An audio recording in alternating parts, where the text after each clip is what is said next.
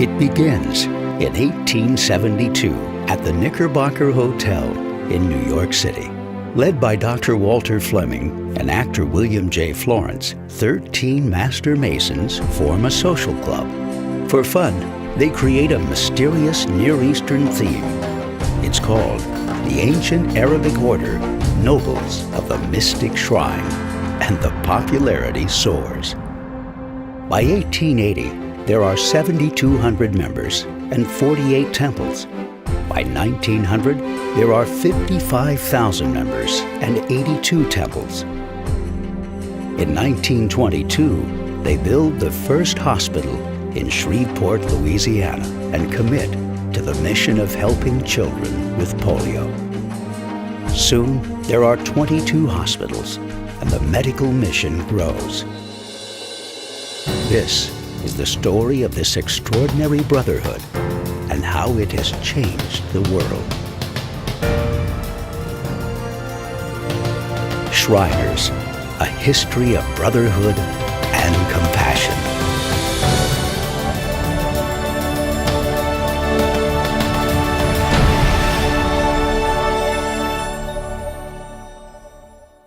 Well, as they say in the beginning when the shrine was formed, go back into the 1870s when New York was quite a popular place for just about everything going on in the world at that time. The Civil Wars ended, and in America's biggest city, New York City, a group of Masons comes together who think that it's great to be a Mason, but that lodge meetings are a little bit on the stuffy, stale side. They meet regularly for lunch at a place called the Knickerbocker in New York City, Manhattan, and decide that they need to form a club that will require you to be a Mason to be a member of it. We had two very prominent people who were really the movers and shakers to start the organization. Billy Florence, who was a very famous and well-known actor at that time, and Dr. Fleming, who was a very prominent physician in New York City. They were familiar with some of the customs and culture of the Middle East, and they decided that they would wrap this club that they were about to form around an Arabian Nights sort of pageantry kind of theme. And so the Ancient Arabic Order Nobles of the Mystic Shrine is born as a social club for Freemasons in New York City. It grows from there.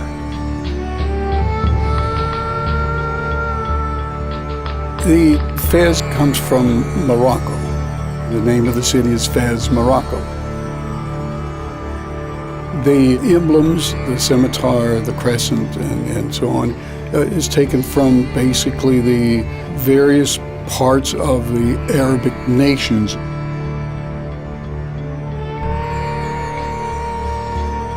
It was the mystique part of it, I think, that was intriguing to a lot of people, both outside of Masonry and inside as well, of course. That was, I think, a great drawing card.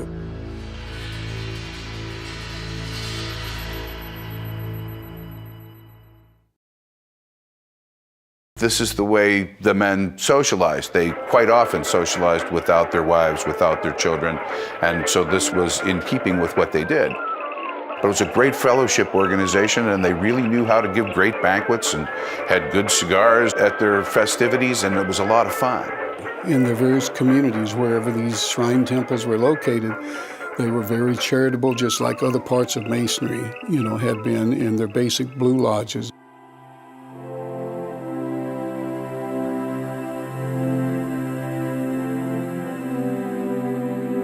In those days, the charity really meant an awful lot to a lot of people because you didn't have the programs you have today in there to take care of people who were in dire need, health-wise or otherwise.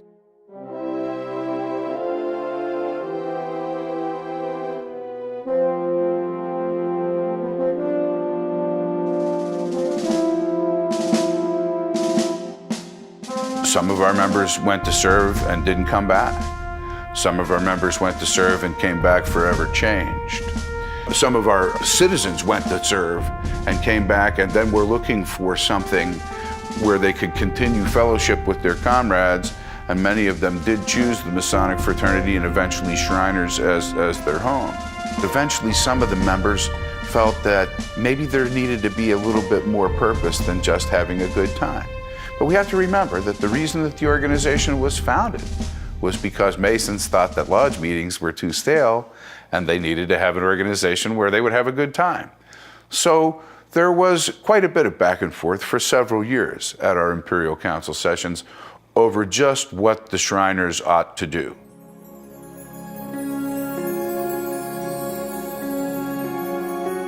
Freeling Kendrick was a great leader. He was a mover and a shaker. He was a very persuasive individual, and he really felt that this organization, Shriners, should have a one central charity that would benefit what was needed so badly in society at that time, and that was for treatment of children with polio. In that day, polio was the scourge of the nation. Many, many children were affected by polio and crippled for life. The Bubbles speech, that was a speech that was given at an Imperial Council session during a debate over whether a hospital should be founded by the Shriners and operated as a charitable institution. He sang a little bit of the song and quoted from it and challenged his fellow delegates to stop blowing bubbles and to finally do something about this. I was laying in bed yesterday morning about 4 o'clock. Some poor fellow who had strayed from the rest of the band stood down there under the window for 25 minutes playing I'm Forever Blowing Bubbles. I'm forever blowing bubbles. I thought of the wandering minstrel, and I wondered if there were not a deep significance in the tune that he was playing. While we've spent money for songs and spent money for bands, it's time for the Shrine to spend money for humanity. I want to see this thing started. Let's get rid of all the technical objections, and if there is a Shriner in North America who objects to having paid the $2 after he has seen the first crippled child helped, I will give him a check back myself. And indeed, they voted in 1920 to establish the first Shriners Hospital, and in 1922, the first hospital did open in Shreveport, Louisiana. So they were finished blowing bubbles, but they weren't finished having fun. But now it was fun with a purpose. And of course, after that hospital, then they kept building more and more and more all across North America at that time.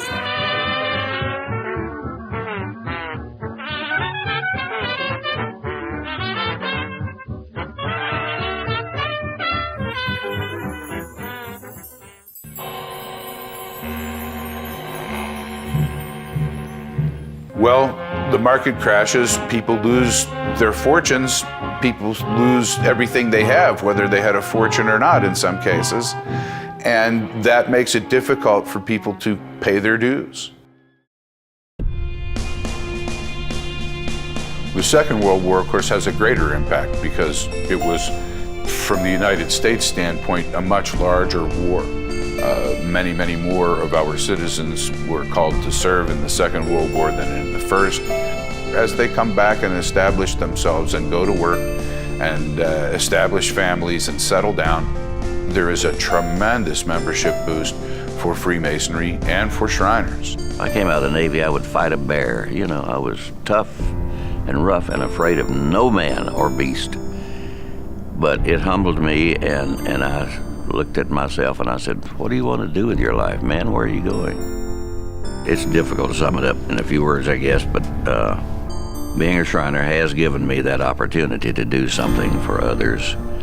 And that just about says it all. When you walk into a Shriners Hospital, it's real. It is the great reality show. And you know what you're seeing is the truth. There are hurting kids lying here, and there may be 20 of them in here today. And they're being helped. And one of these days soon, they'll be up and out of those beds, and they'll be going back home, and they'll be running in the yard and playing, kicking a football or bouncing a basketball. And I'm a part of that. It's hard to believe.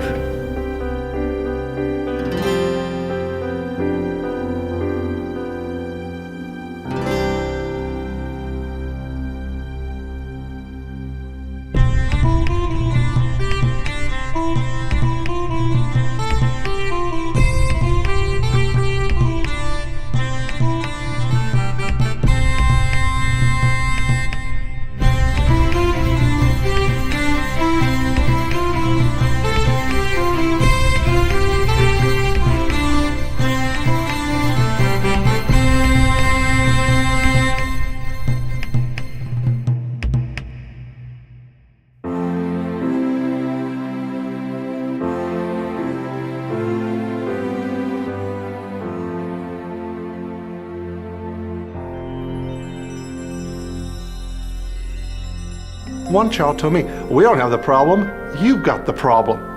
And that stuck with me for a long time. They don't have problems because they know that they're okay. We, as Shriners, have made them feel they're okay. Now, the lump in the throat, the smile in the heart, the beam of the eyes. When they say that to you, how can you not be proud of this fraternity? How can you not be proud every time you put this on your head?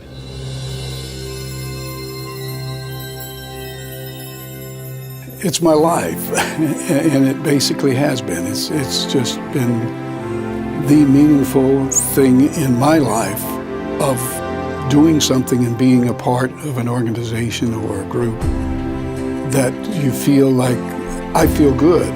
It's phenomenal. I've met people, not only in my own temple, but all over the country that I've never had a chance to meet had I not been a Shriner. We have a chance to travel. We do dances and social events here. Our clubs meet in this building and elsewhere around the area, and it's an opportunity to stay active, stay fit, stay involved in the community, help out others. What more could you ask for?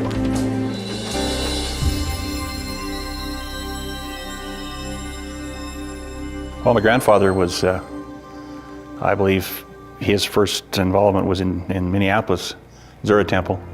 He was potentate there in the 20s and then went on to be imperial potentate of the shrine in 37 and 38, I believe. He had 3 sons. My dad was the youngest of those.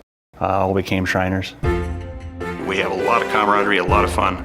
We have unique things we do together, like clown, ride horses, play music, and we have the bond of the basic Masonic brotherhood that makes it just natural to be at ease with each other and enjoy each other. It's truly amazing what we've been capable and able to do. As I tell many of the nobles that I have an opportunity to speak with, that child wants to come up and thank you. They see that fez on your head and their whole life lights up.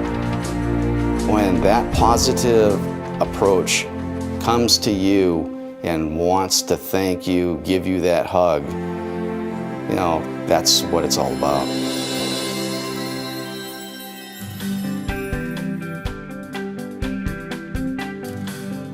You walk into a Shriners Hospitals for Children anywhere in the United States, or Mexico or Canada, of course. It's a happy place. It's bright, it's lit, there's colors, people are laughing, the environment is so different. And I think you're starting to see now, other hospital systems have seen what that does. When you bring a positive energy and you bring a positive outcome, everything else flows. And it's like I said, I used to love going to the hospital. People don't say that.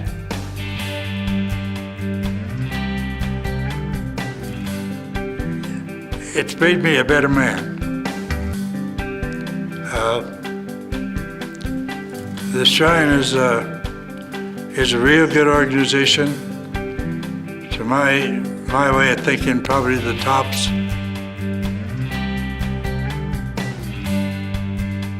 Whenever a noble actually visits our temple, it's always a pleasure to actually give them a tour and provide the history of what the shrine is all about, especially when they come in and see the stage itself. The first reaction is always, I always look for that magic word, wow, because of the enormous building this is, and as far as the rich history behind it also. The work that's done in our hospitals is amazing. We are, in certain areas, the areas where we specialize, we're the best in the world. We do things with burn patients that nobody else can do. And we do things with prosthetics that nobody else can do. We are blessed to be able to work with some very skilled surgeons and some very dedicated doctors and nurses and therapists. And it's a whole child approach. It's more than repairing burned skin or fixing crooked bones. It's more than repairing a face that's been marred by cleft lip.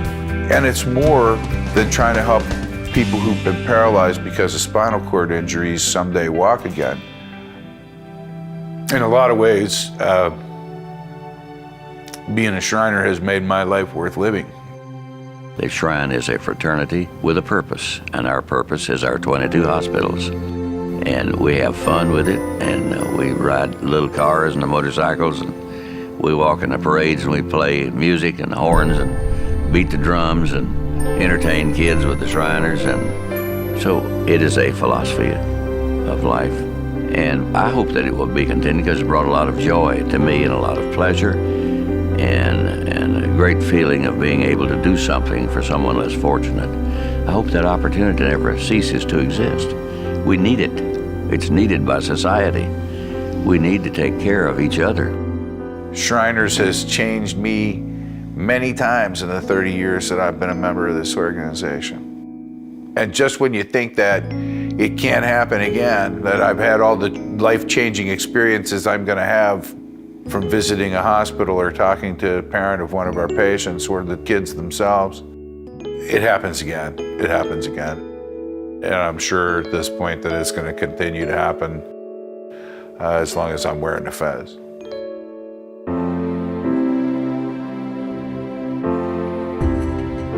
We are a fraternity, we are a brotherhood, and we depend on each other. We're just mostly a bunch of fun-loving, and some of us are a little elderly now. But we're going to keep on laughing and scratching and having a good time as we go through life.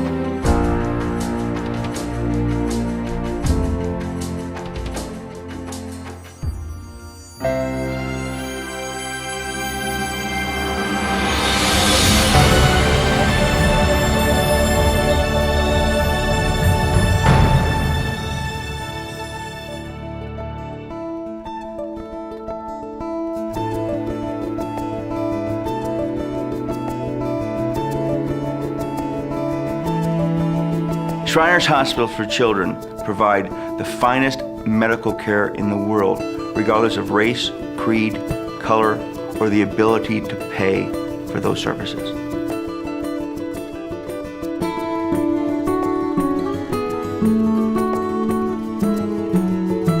We all have a sense of pride in what we're able to give each child, but we get that sense of pride from the rest of the medical staff and certainly from the owners of the hospital. I mean, to see the owners so present in our everyday part of the hospital and see their guidelines being sent through our administration to us that, you know, we want to do the best for each child. You go home and people ask, you know, what you do, and you're able to tell them what the mission of the Shriners Hospital for Children is. And you see this almost look of amazement.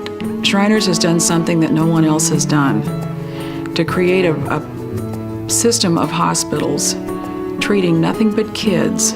That's their focus. And that's what they deal with on a day-to-day basis. These kids get the best care possible.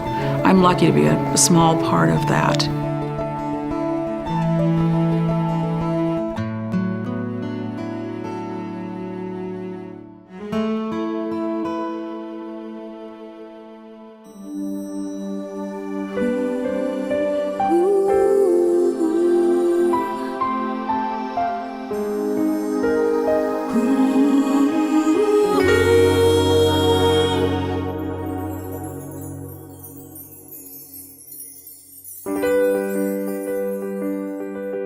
When I was born, I probably wasn't the cutest baby to see since I was born without legs, and the nurses and doctors all got together and thought it would be best if I was put away in an institution.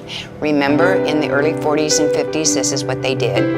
And I always say that's when my life in sales began, because I'd like 5 seconds to look in my mother's eyes and say, keep me, keep me. And she said, no, I'm going to take the baby home. The wonderful doctor back then told my mother about Shriners Hospital for Crippled Children in Portland.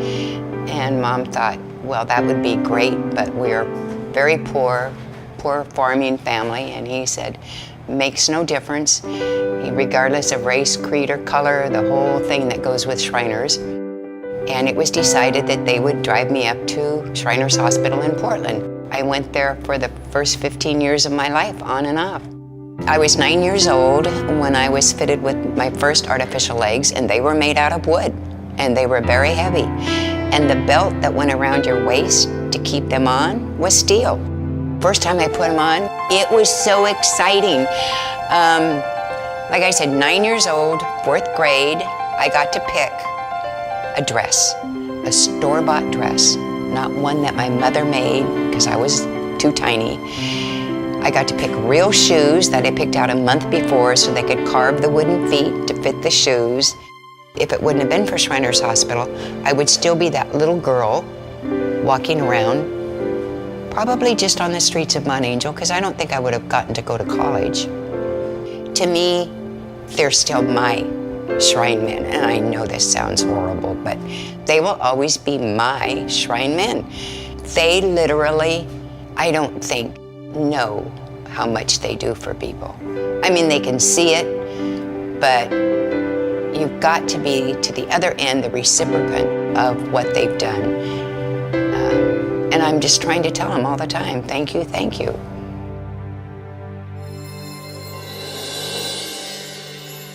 I don't think you can ever have a better place and environment than the Shriners Hospital for Children to really conduct the clinical research. And there is nothing more motivating or nothing that can really touch you, making a child who is unable to stand, unable to walk, to enable him to walk and stand. And if you just look at the face of this child smiling at you, you will understand how important it is, clinical research.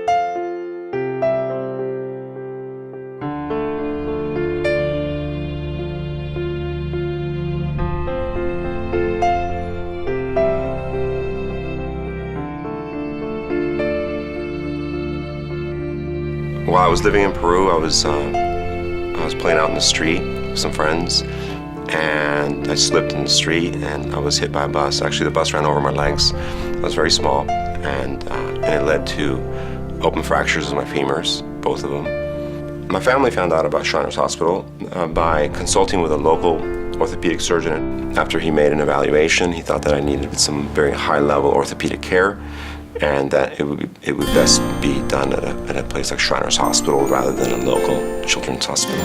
I always tried to talk to the doctors. There was something, I found them interesting, and because of that I was able to then get to know them and noting how they were so compassionate. They were very compassionate, warm-hearted people. So it was really the experiences were profound. I actually get emotional in a way because I know that they're part of an organization that had a huge impact on my life, on my family life, on my professional life, on my emotional life, and on how I am today with patients. I don't know if I'd be an orthopedic surgeon, actually, if I hadn't been exposed to Shriners. So when I see a Shriner, I take the time to shake their hand and thank them and tell them that I was a patient at Shriners Hospital in Los Angeles and that they had a huge impact on my life.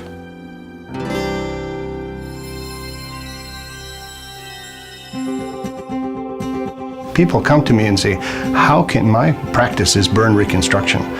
And I tell them that, and you can see they kind of back off and say, how can you spend your life with children who've been burned? And I say, how can you not? It's the most rewarding thing possible because you're giving them hope.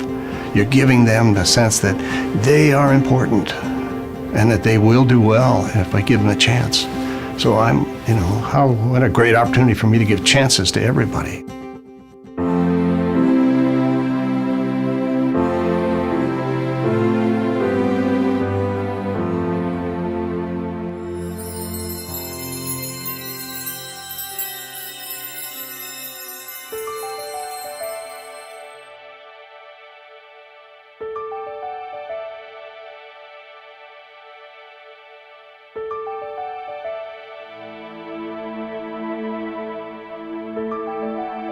I can't remember if I set the gas can down or if I was still holding it, but there was an explosion. It was just 1 minute I was here on this earth doing typical day-to-day things, and the next thing I knew, I was just surrounded by these flames. I stayed in the Charleston burn unit for 2 days, and they did not give my family any hope whatsoever that I would make it. The only thing they could say is, we're going to keep him comfortable, but we've never seen any burn this size that survived. But my mother got a phone call and said, Joe's only hope is the Shriners Hospital for Children. I never felt, once I got there, never felt like I was going to lose my life. The hope was restored with my mother and my father, and they said, we're going to help Joe, and they did. Couldn't ask for no better. Not only for him, but us.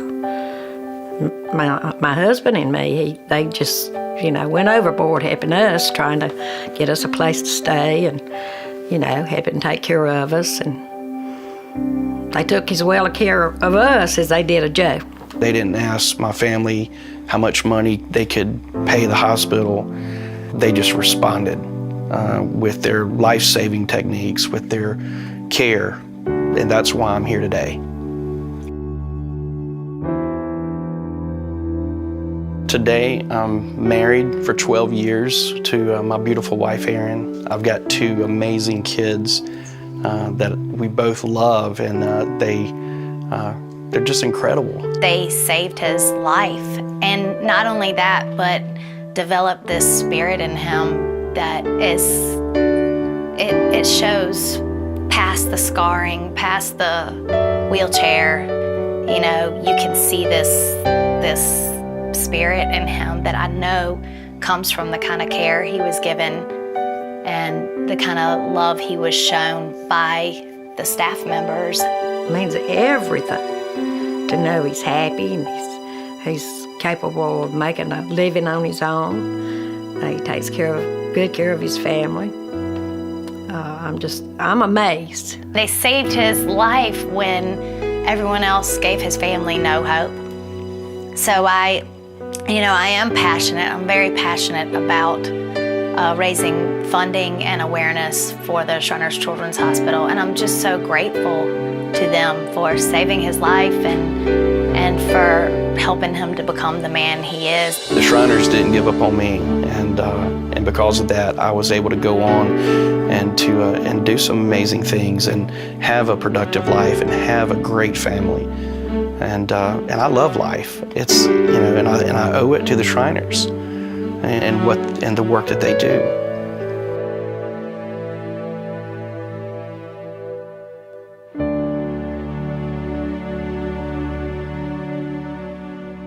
They told us Brandon had just maybe 1 or 2 hours to live. We got 2 Shriners, and it felt different. They gave us all the hope that we needed. I remember Dr. Primeri first saw her. She came up and told me that not to worry about it, leave it on God's hand. And to my surprise, she gave me a hug and told me everything's gonna be all right. She told me if Brandon could hold on for 2 weeks, he'll make it.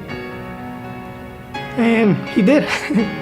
The only way I could put it is that thanks to Shriners, I got my son. Actually, I want to say thank God that we landed on Shriners, that I got my son.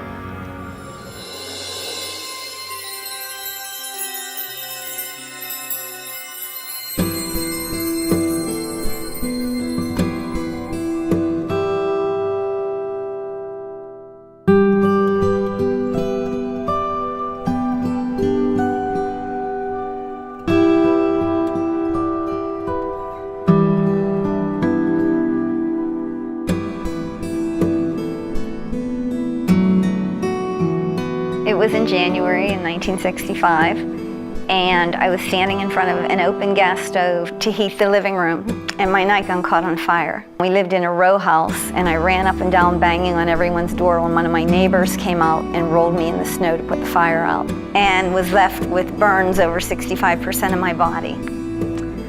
I went to a local hospital where connections were made for the Shriners Hospital in Cincinnati to come in on a private plane and take my burned body back to Cincinnati. I think that the staff at the Shriners Hospital for Children is so incredible that they don't let you see that that's a difficult time. And they literally, I want to say, enforced an attitude that you're no different than anybody else and you can be just as happy as anyone else. So therefore I was. Meeting Colleen for the first time, you would think that she would have been totally devastated with what occurred in her life. She had such a positive attitude. It was, it just filled the room, and I can only accredit, the care that was given to her at the hospital and prepared her for what life, was going to give to her. The life within her, you could just feel that presence. And while addressing our wedding invitations, I wrote a letter to the doctor who did my skin grafts and told him that I would be so honored if I could have my picture with him on my wedding day, especially because he made it all possible. Can I tell you, it was the first RSVP I got back. It was an absolutely awe-inspiring sight when we turned around after our vows and the back of the church was filled with, at the time, the divan from Syria along with the chief surgeon from Cincinnati Hospital. It was just a sight to behold. As a young girl, my dream was to always be able to give back to all these smiling faces. And I didn't know how I was ever going to be able to do that. I have an opportunity to do things through the Daughters of the Nile that, say, I couldn't do individually. That we sew for the hospitals, we do special crafts. My favorite project is tray favors, because I think that it's very, very exciting for a child to wake up from surgery and see this little cutesy clown on their tray that's filled with candy, and they have a treat as well as something nice to look at. So I absolutely love having that opportunity. I would like to say thank you very much for all you did for me, and that I love each and every one of you. And on behalf of all the children in the Shriners Hospital, I know I speak for them when I say they thank you from the bottom of their heart. You cannot even imagine what you do for these children.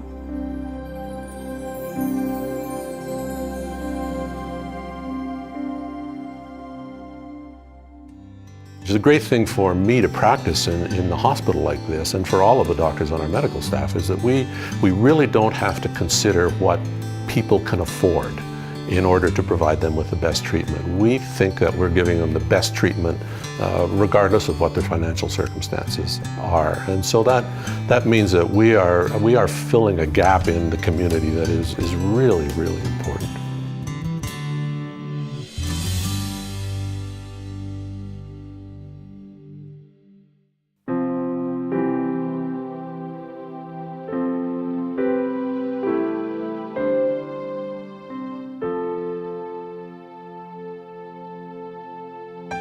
I was born with the lower right portion of my right arm missing, and within 3 months I was admitted into the Shrine system and was fitted with my first prosthetic arm.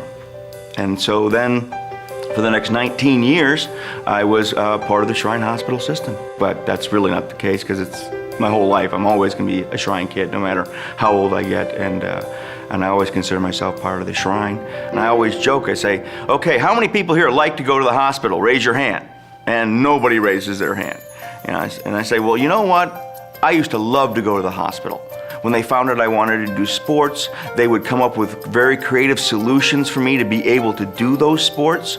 So it was never a limiting factor, like, well, you really shouldn't do that, or, that's really gonna destroy the prosthetic. You ought to be more careful. It's like, okay, how can we make this work? And what do we need to do to make this even better for you? Then in high school, I was really impressed with gymnasts. I thought that was an amazing sport, and it's something I wanted to do. Well, again, I went to Shriners Hospital for Children and said, all right, because I had a more cosmetic hand, kind of like I've got now, and I broke it off right here at the junction point. And this thing was only like 6 months old. And the doctor looked at me and he goes, you keep breaking them, we'll keep replacing them. Don't stop what you're doing. Now, how can I not be motivated to go out and do the best job I can as a gymnast because they're behind me, they've got my back, and they want me to succeed? I can't let them down. And I think by being part of it, the Shrine, being a Shriner, really to me, it comes full circle. I was a child in need. There was a man out there that said, I can help you, supported by a fabulous fraternity and Shriners Hospital for Children care system that made it happen. I wanted to be part of that. I wanted to give back the same way it was given to me. And so I did. We're making a difference in the world, one child at a time. And the Shrine and Shriners International and Shriners Hospitals for Children make that possible.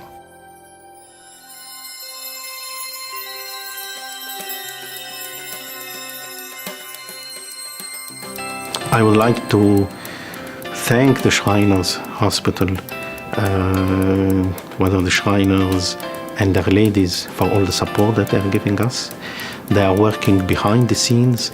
Very often people are unaware of the time they give, the care they give, the unconditional love that they give to the children. The patients are part of our family. We all work together toward that goal. I think that's why most of us are here. Compassion is an easy word to use, but it's something that it's got to be genuine. And I think we self-select the people who work here because that's important to them, important to us, to have that ability to express the compassion in both directions, regardless of culture, regardless of age, size, magnitude of the injury. This system, you know, it needs to always exist. Because without this system, again, you know, the children's not going to get this care. It far exceeds any other system that's out there. Because again, they get to the heart of a child and they help keep that spirit intact. More than anything, I want to say thank you. But I want you to know that the Shriners Hospital for Children are absolutely the best. At Shriners Hospitals for Children, the actions that are put forth by the staff are tremendous, and they can have a huge impact on people, just like they had on me. So I have to thank them for all they did. Shriners Hospital has always been home. I have 2 homes, so I'm very lucky. As far as in my life, the whole family made a difference, and Shriners Hospital made a big difference. These are the most dedicated people that you will ever meet because they love what Shriners Hospitals for Children stands for, what we do, and how we do it for our kids. So be no mistake about it. This is the finest medical care that these children can receive in the world.